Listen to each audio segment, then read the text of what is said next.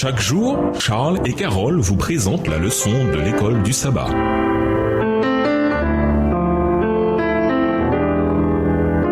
Bienvenue dans votre émission. Dieu nous parle. Nous voilà à la leçon de jeudi, dans la ville sainte. Lisons Néhémie 11 et versets 1 et 2. Que se passe-t-il dans ce passage? Pourquoi devait-il tirer au sort pour savoir qui vivrait à Jérusalem et qui vivrait dans d'autres villes? Néhémie 11 et versets 1 et 2. Les chefs du peuple s'établirent à Jérusalem. Le reste du peuple tira au sort pour qu'un sur 10 vint habiter Jérusalem, la ville sainte, et que les autres demeurassent dans les villes. Le peuple bénit tous ceux qui consentirent volontairement à résider à Jérusalem. Que nous enseigne Néhémie 11? Il était nécessaire d'avoir de nouveaux habitants pour Jérusalem parmi les nouveaux venus qui étaient revenus au pays après leur exil. Apparemment, il était plus facile de vivre à la campagne que dans la ville. Les gens avaient leur propre terre, héritée de leurs ancêtres. Les abandonner pour aller vivre à Jérusalem était un sacrifice. Et beaucoup pouvaient se dire à juste titre qu'ils seraient déracinés s'ils le faisaient. La vie virait de nouveaux défis et un mode de vie urbain est différent de la vie à la campagne. Déménager pour un nouveau cadre inconnu est toujours difficile. Est-il difficile d'emménager dans une nouvelle ville ou un nouveau pays qui a besoin d'entendre l'Évangile? La mission dans les villes exige une bonne volonté pour entreprendre de nouvelles aventures et de nouvelles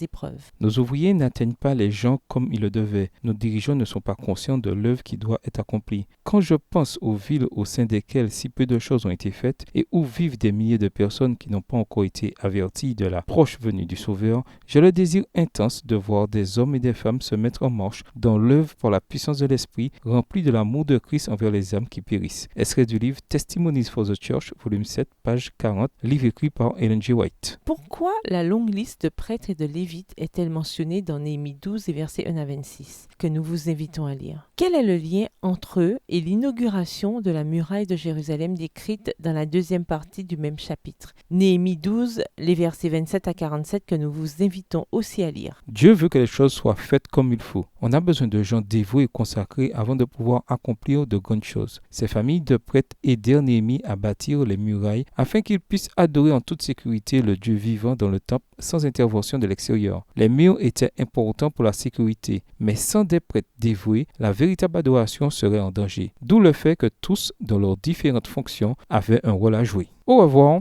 Et à demain si Dieu veut. Dieu nous parle. Chaque jour, Charles et Carole vous présentent la leçon de l'école du sabbat.